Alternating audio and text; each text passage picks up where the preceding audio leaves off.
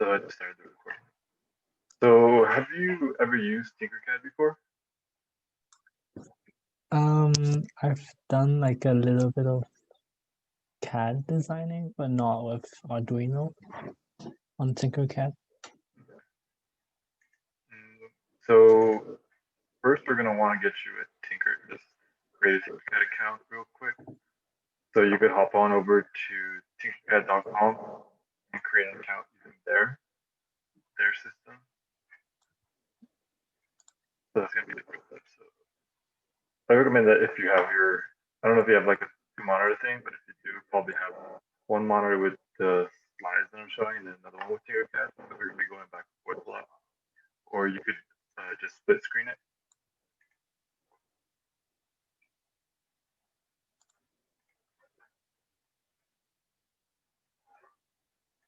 So I'm gonna go ahead and sign in.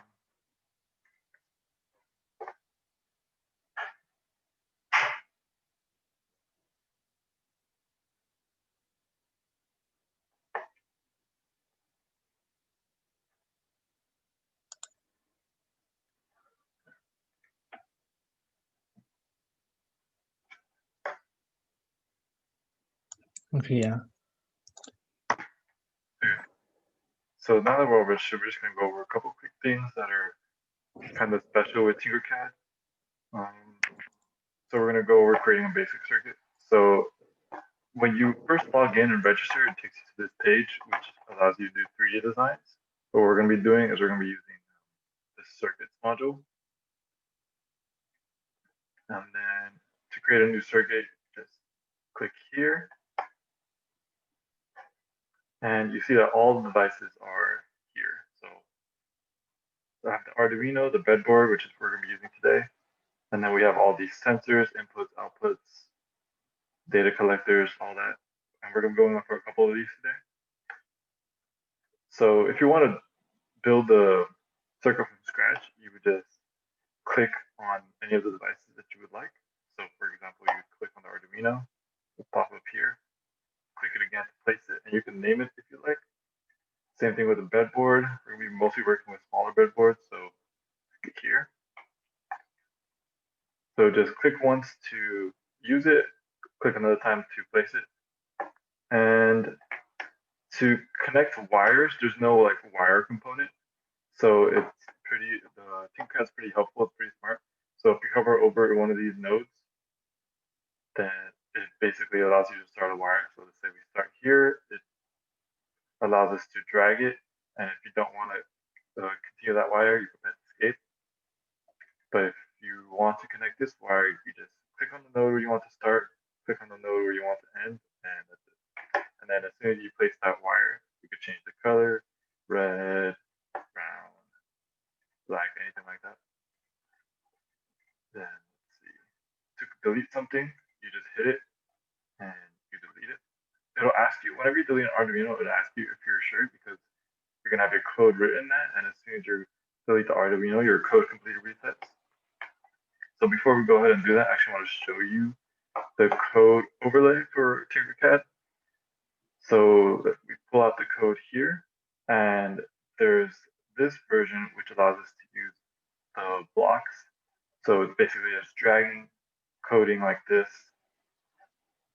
So since this is kind of a basic Arduino workshop and not specifically a TinkerCAD workshop, we're going to be kind of teaching you not with the blocks, but with text.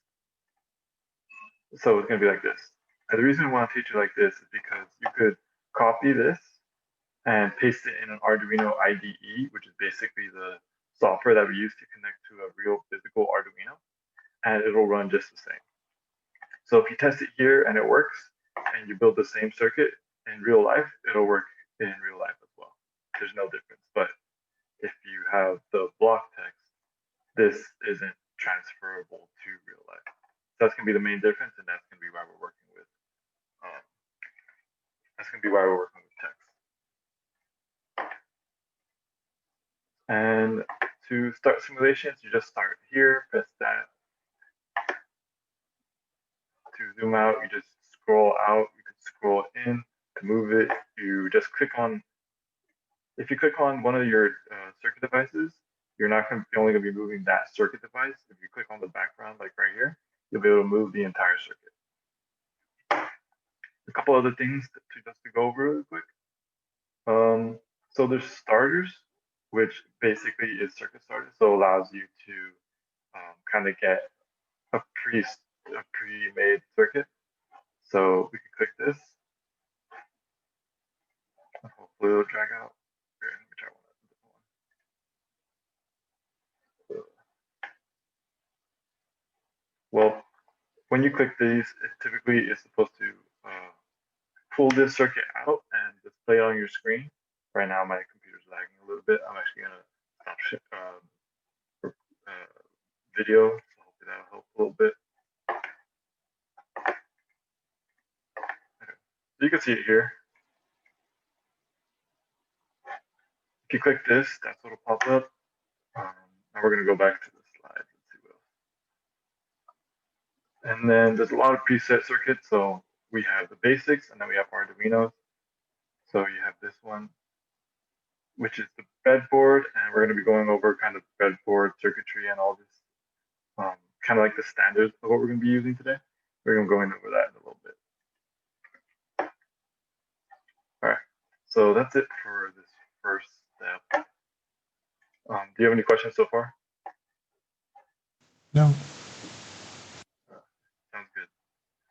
Let's go back here really quick. Okay. So now we're going to get into the actual Arduino workshop where we're going to be programming, designing circuits, and there's going to be some challenges at the end. And that'll kind of test everything that we've learned today, and let's see how kind of test your mind and challenge you a little bit. So first, we're going to do an intro to an Arduino. So have you ever used an Arduino before? For like very basic stuff. Sure. So this is kind of the overall layout of an Arduino. They're also called microcontrollers, which is something that's very common in the industry. They might not use Arduinos exactly, but microcontrollers are very popular and used quite a lot in electronics and microelectronics. So the Arduino, what we're going to be focusing on today are the pins. So we have the ground pin, which you're going to see on both sides, one on the right side and another on the left side. You have two ground pins on the left side and one ground pin on the right side. That's basically our zero or neutral. So we always have to connect our circuits to a ground. And that kind of just completes the circuit and allows for our circuit devices to work. We have our digital pins, which are on the right side here. And digital is basically just zeros and ones, on or off, high or low. There's only two options. And there is going to be some way to deviate with that, which is called PWM, but we're going to talk about that a little later. And we also have these analog pins. And analog pins are basically the opposite of digital. Instead of being high and low, 0 to 1, there's going to be a variation. So you can be anywhere between 0 to 255. And that 255 number comes from like the bit size. So the data length that can be sent and received through these analog pins is about 8 bits wide. So that means that you could send bit 8 bits wide, that's 2 to the 8 minus 1. So that's the highest value that you can get. So 2 to the 8 is 256, minus 1 is 255. So that's the highest number value that you could assign to these analog pins. And we'll get into that again a little bit later. But that's kind of the basics of an Arduino circuitry. Now we're going to be talking about breadboards. So we're going to be using breadboards today, and the same rules apply for in real life. So these vertical buses on the sides of the breadboard, they're connected vertically, but not horizontally. So the positive side here is all connected together. So if you plug in a wire here and plug in a wire here, those two are connected to the same node, which is what the terminology for it. And then we have another node here on the negative side. And same thing for the right side of the breadboard. There's a positive and a negative. This positive is not connected to this positive. So if we want these two to have the same value, you have to connect the wire from this positive to this positive. And same thing for the negative. They're not connected together, but you could have them have the same value by just simply putting a wire from here to here. And so for the terminal strips, which are denoted by the letters A through J, those are connected horizontally. So those are connected by the rows. So row 1, A through E is connected, and then row 1, F through J are connected together. That'll apply for all the other rows that follow. It does not jump the divider though. So one wire connected here is connected to the same node, a wire connected here, but not to a wire connected on this side. So this is one node here across one A through E and another node connected across one F through J. And we'll get more practice with that when we develop our circuit. So we're going to be using TinkerCAD today. It kind of helps us to do everything remote. It's a super awesome thing. It simulates exactly how we would use things in real life. So if you build a circuit here in TinkerCAD and you want to build that in real life in physical means, then it'll work just the same as long as you copy the correct code, download the right libraries, and all that good stuff. So our first challenge is going to be blinking LED light. That's kind of just going to be a basic circuit. We're going to build that in TinkerCAD. We're going to get some code, and then we're going to move on to more challenging things. So first things first, we want you to connect your LED and resistor to the Arduino as shown in this diagram here. So if you have TinkerCAD open, please go ahead and do that. I'm going to be building it as well, but if you could go ahead and do that and you have any questions about doing that, please let me know. But I'm going to go ahead and also build that.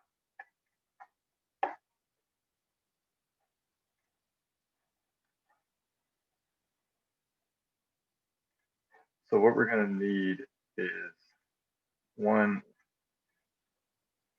Arduino, and you could search that up by just typing in here, Arduino, Breadboard. Then we're using a breadboard small just so it takes up not too much of our space. Okay. And next we're going to need resistor.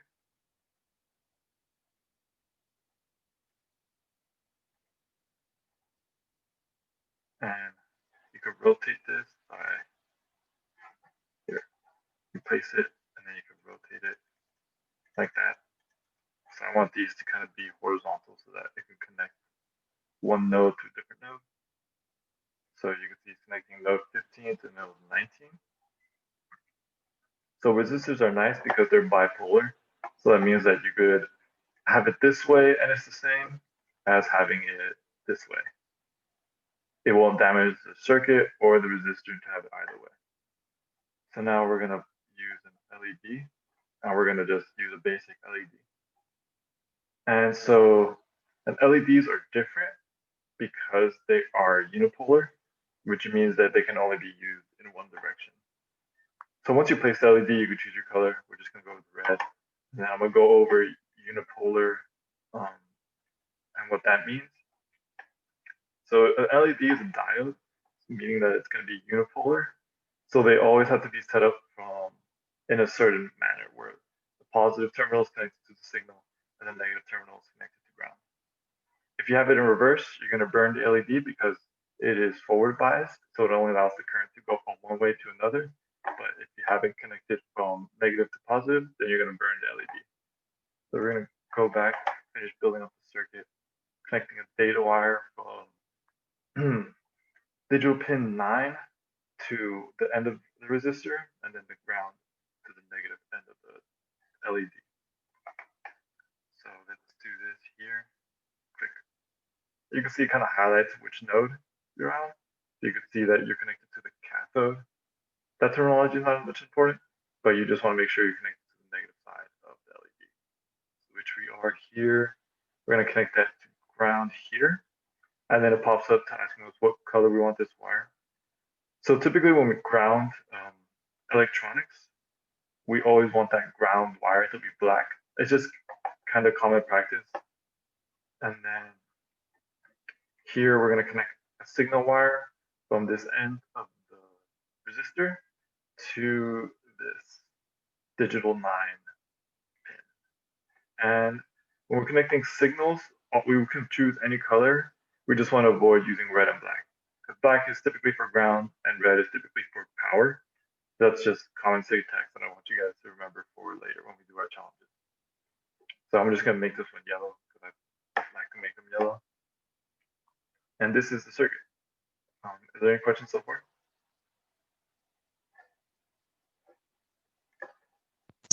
No. So now we're going to move on to the code portion of the IDE. So this is our code portion. I'm going to write this as well in TinkerCAD. So I'm just going to drag this out a little bit. So we want this to do, we want the circuit to do is just blink the LED on, turn the LED off, and keep doing that in cycles. So with Arduino, we have the void setup, which is always going to be there, and the void loop. Void loop is basically a forever loop. So whatever's in here is going to be run forever unless you write have a stupid code line that tells it not to. The void setup is only going to run once, and it's going to set up our pins, which is what we're going to do now. So first thing, we want to initialize the pin. Where we at? Initialize. So we have integer, which is just the data example. LED pin, which is just the name that we're giving it. And we're going to call that pin 9. We're going to call pin 9 LED pin. And then void setup, we're going to have pin mode. And then we're going to have LED pin output. So what this does is this establishes that we're going to be using pin 9 as an output and not an input. So this will be locked in as an output. And then here we're going to have digital write, LED pin high, wait for 1000 milliseconds, which 1000 milliseconds is just a second. When you write this delay function, this will always be in milliseconds. So you got to remember that. You can't put 1 and expect it to delay a second. It will have to be 1000. And then we're going to have LED pin low. So digital write LED pin low will turn off that LED. And then it'll wait another 1000 seconds and then it'll continue running through the loop. So let me know when you have all this code written up. Yeah, it's the default code in here, so. Cool. Awesome. Yeah, that kind of made it easier. We're going to make it a little bit more difficult for the future examples. So just breaking this down really quick, we had this initialization here because it allows us to change this value of LED pin easier. So let's say we moved this one.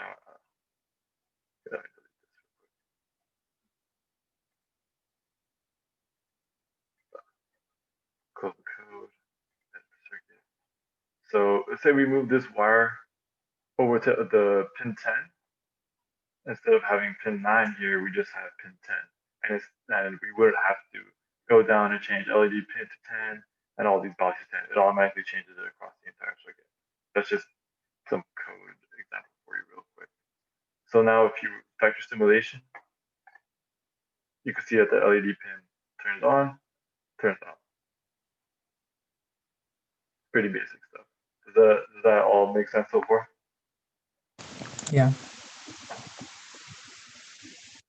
So now we're going to get into another example. So stop this simulation, go back to these slides. So using the same circuit, we're going to go into a little bit more of advanced code. We're going to do a fading LED. So what we want it to do is we want that color to build up, and then we're going to bring it back down. So it's going to go back to that idea of using that bits that we talked about. So we're going to have to do some math here. So we're going to keep the initialization of the LED pin, but we're also going to initialize the integer brightness and integer fade amount. So let's go ahead and do that right now. Integer is equal to 0, and integer fade amount is equal to 5. and we keep the setup as the same. Next, we're going to go into our loop code, which is going to be this here. So analog write is different than digital write. Digital write is like I talked about before, it's just on or off, high or low. So analog write allows us to toggle between 0 and 255. So when we write analog write LED pin brightness, that's going to be analog write LED pin 0. And we're going to be altering the brightness and then rerunning this analog write in loops. So we're going to go ahead and type this code in, and then I'll go over a little bit more what we expect to see. Analog write LED pin brightness, and then brightness is equal to brightness plus fade amount. And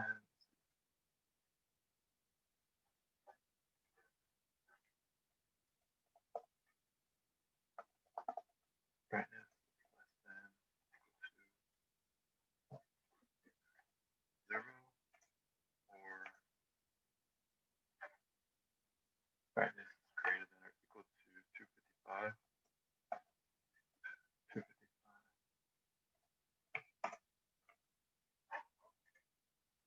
Fade amount, and we're going to reverse the sign of the fade amount.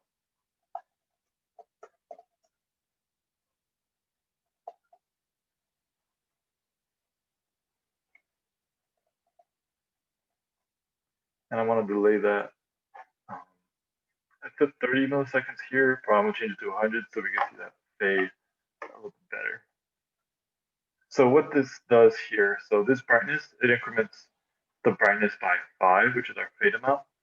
And what this if block does here is it'll reverse the way of the fade. So let's say we go all the way up to 255. Instead of increasing the brightness, we're going to start decreasing the brightness. And that's what we do here in this dial. We flip the fade amount, which allows us to decrease the brightness after this point, after it reaches 255. And once it gets back down to 0, we'll flip it again and increase the brightness from there. And it'll just keep going. And this loop will continue running, and it'll hold the value of the brightness from the previous loop. So let's go ahead and run this.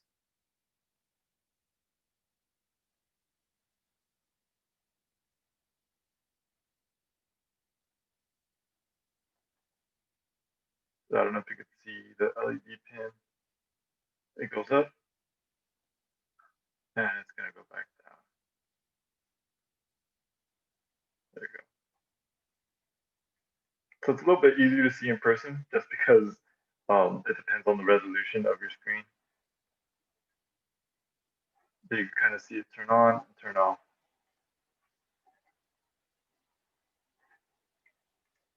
Is there any questions with this example?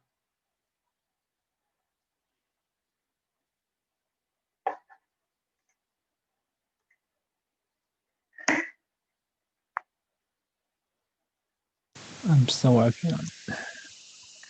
Don't worry. Let me know if you get stuck and if you have any questions, but also let me know when you're ready to move on.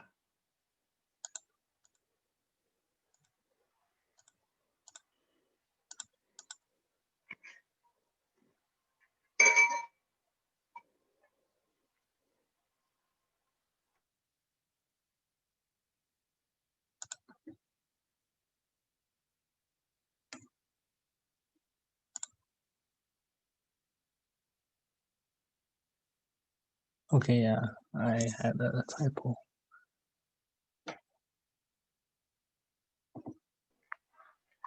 Awesome. So I don't know if your resolution on your laptop is better than mine, but yeah, I can barely see it on mine. I don't know if you can see it, but you could definitely see it kind of fade out and then fade back in.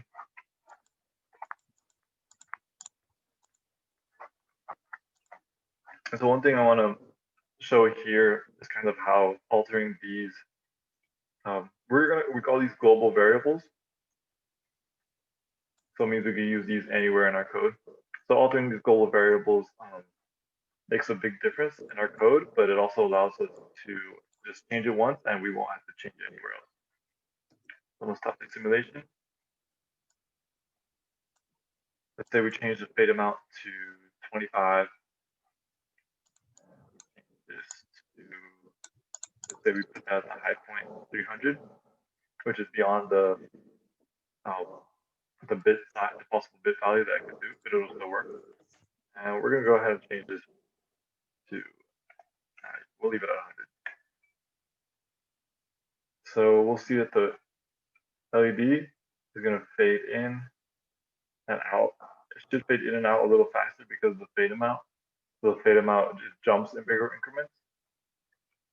And yeah, that's basically what it does. You can see it turn on and you can see it turn off, and it should do it faster. I can't see it. It just Yeah, looks it looks permanently like on.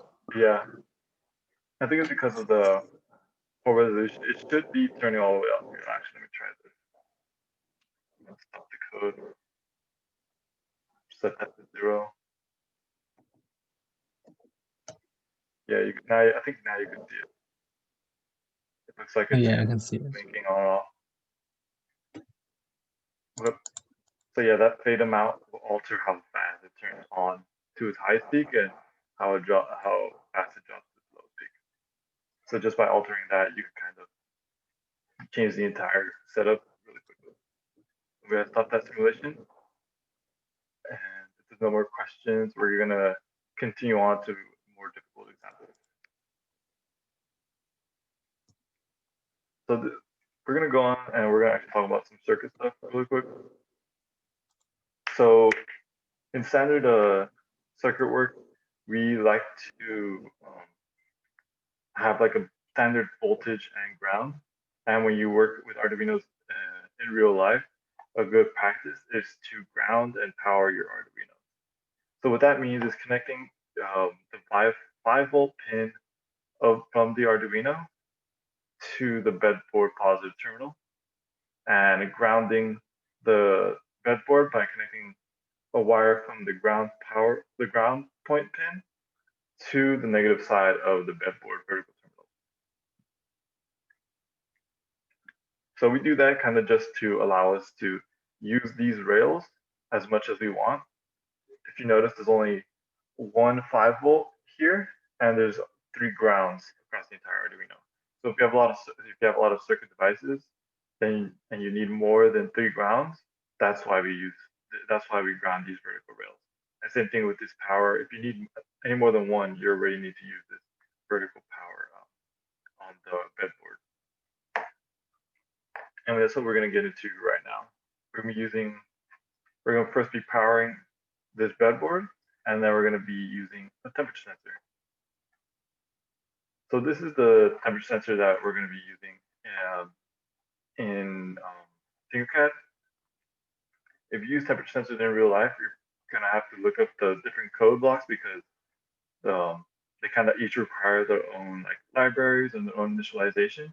But for this one, I'm going to go over how to use this, and it's kind of it works very similar with other temperature sensors, but there's just minor adjustments that you're going to have to look for.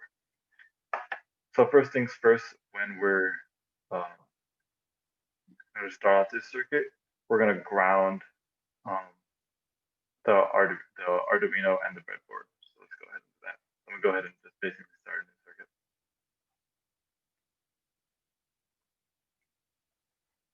So let's create a new circuit.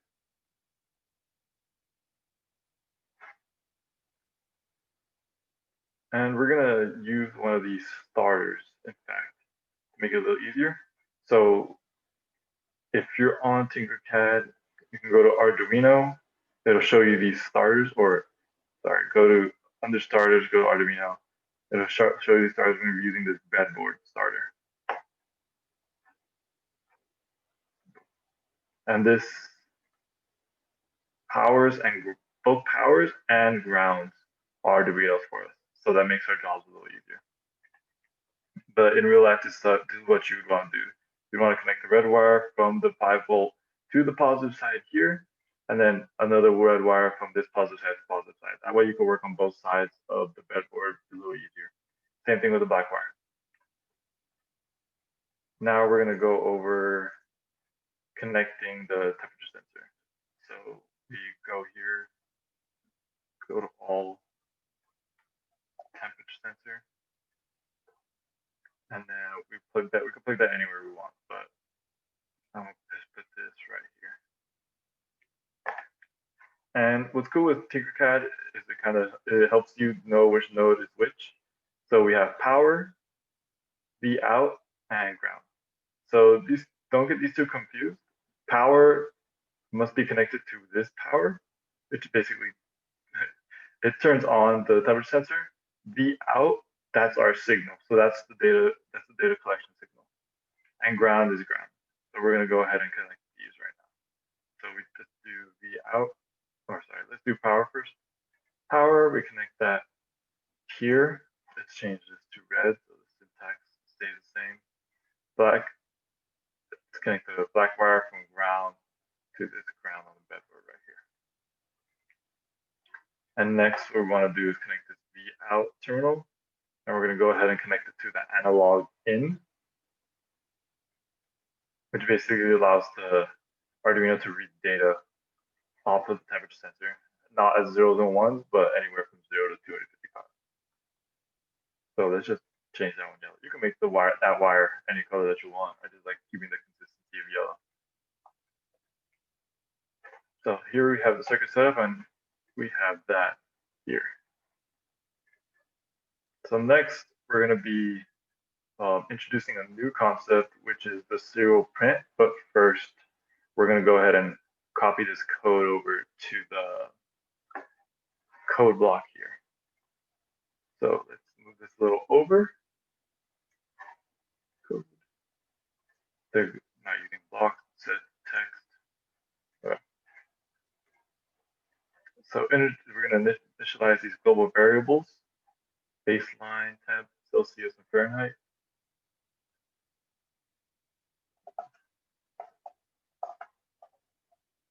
Equal to 0.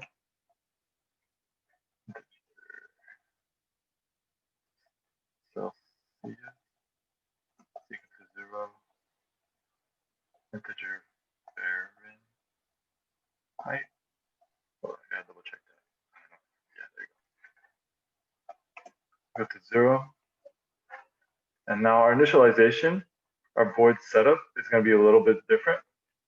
Before we had pin mode 9 as output. Now we're going to have pin mode A0 as our input. And then we're going to have a serial begin at 9600. So pin mode A0 input. And then we're going to have serial dot,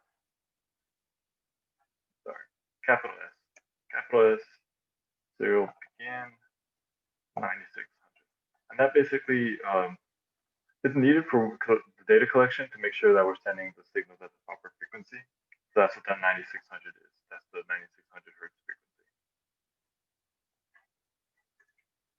And for our loop, we have the baseline temp is equal to 40. Baseline temp equal to 40. Then Celsius, that calculates the analog red to Celsius. Let's split screen this for a second.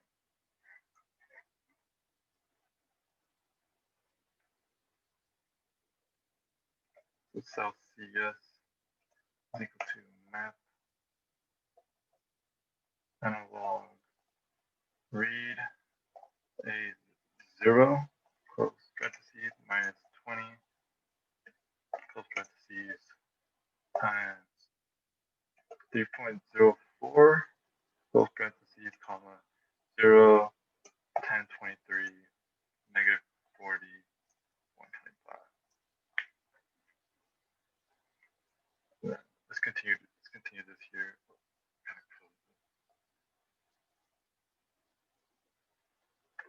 We'll go ahead and delete all this really quick. And then we're going to do conversion from Celsius to Fahrenheit. Celsius times 9 divided by 5 plus 32. And then we're going to use this new concept called serial print. So serial print allows us to, it just basically just displays our data in a way that we could, one, read it like as humans instead of just as data. And then it also allows us to display it on a graph, actually, in TinkerCAD. Serial print.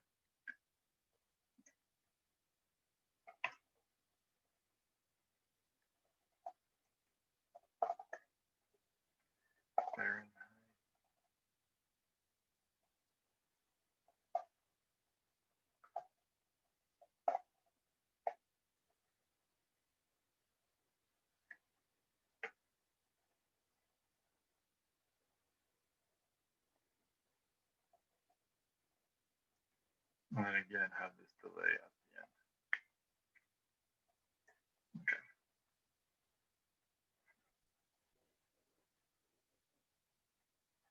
Okay, my apologies about that. Let me go ahead and continue the screen share.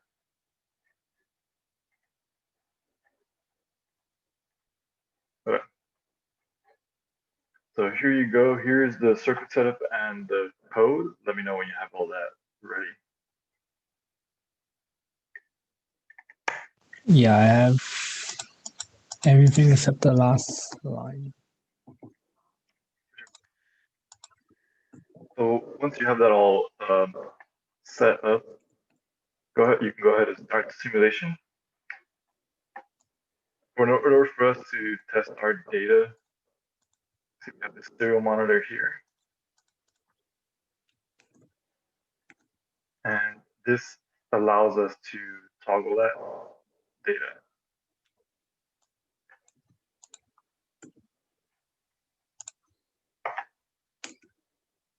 Actually, I'm gonna stop this. Give me 1 second. I think I forgot a line of code. I do not remember what it is.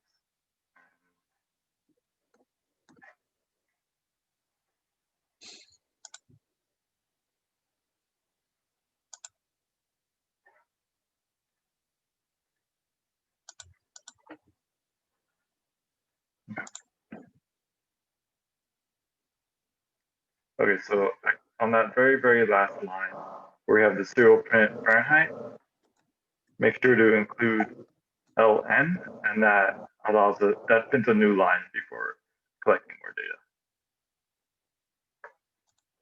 And I'm gonna just run through the code really quick. So this baseline temp basically initialize the value. If you don't initialize the value, that first reading is gonna be really off. It's gonna be a wanky number, somewhere probably in the millions of the data reads. This Celsius pulls the analog read, and then it performs the calculation for us to get the actual temperature readings. Then we convert to Fahrenheit. Serial print, this prints out the variable value. This prints out exactly what is here. And then again, So what's the equation for Celsius? So this equation for Celsius. A function. So this analog read value returns a data value for Celsius, and in order to get a numerical Celsius value that we understand, so that we can gauge like the actual temperature, we have to do this calculation. So we have to subtract by 20, multiply it by 3.4, and then this maps it across the values from 0 to 1020 to 1023 with intervals of -40 and 125. So that's not something that like I knew. When you work with new sensors, they typically have a directory, so that's where I got this from. So that'll show you. It's not something that you have to know exactly when you're working with Arduino.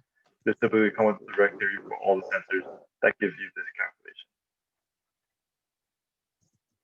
And what's serial begin 9600? So that is the initialization for the sensor. So that basically establishes that we're operating at a proper frequency. And you set the baseline in order for this to work. So it's just kind of standard. Sometimes if you omit this completely, it'll work, and other times it won't. It depends on the type of sensor or input that you're using, and there'll also be a different value here occasionally. Okay.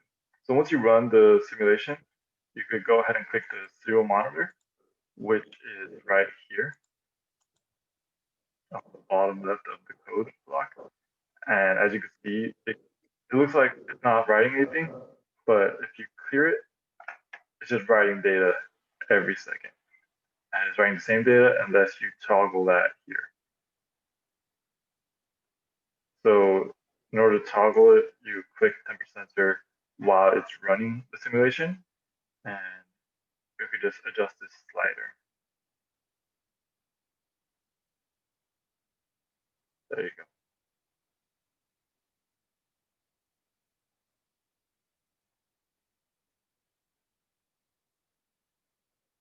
Another cool thing with TinkerCAD that you could also do with Arduino IDE is you could graph the data. So let's graph it. And as you can see, it allows, it draws a graph for you there.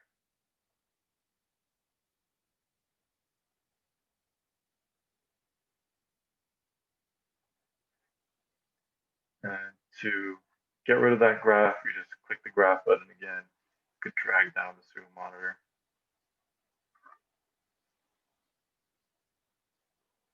And to clear the data, just clear it, and it'll reset. It'll start collecting data again. All right, is there any questions on this tutorial?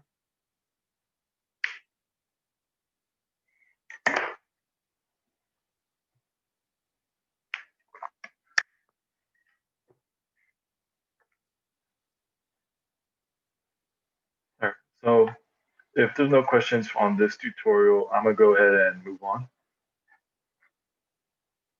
And we're actually be going over some really quick code stuff because we're gonna talk about a challenge that I'm gonna be asking you to do.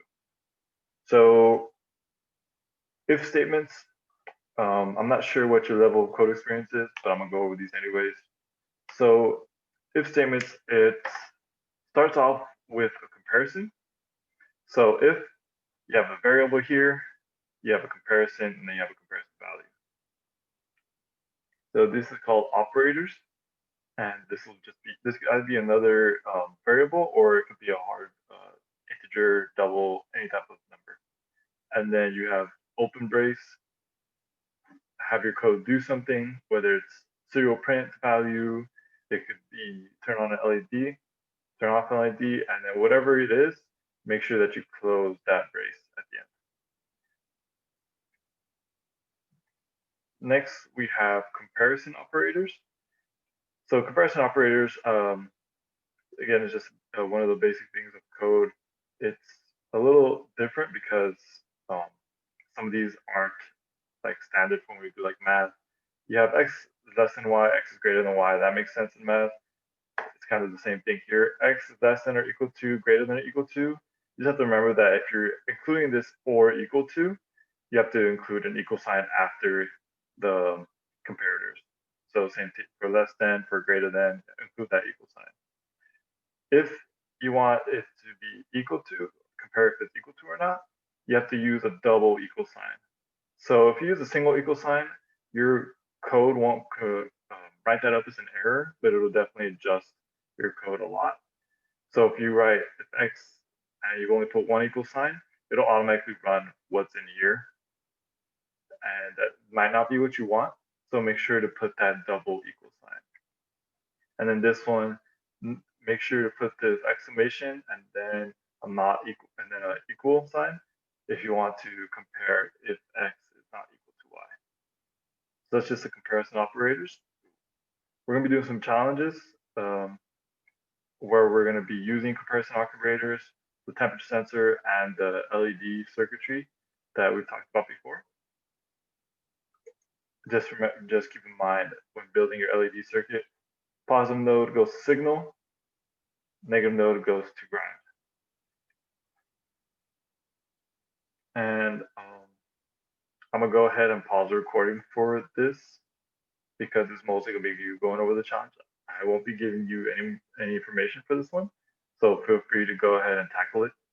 And I'm pausing the recording.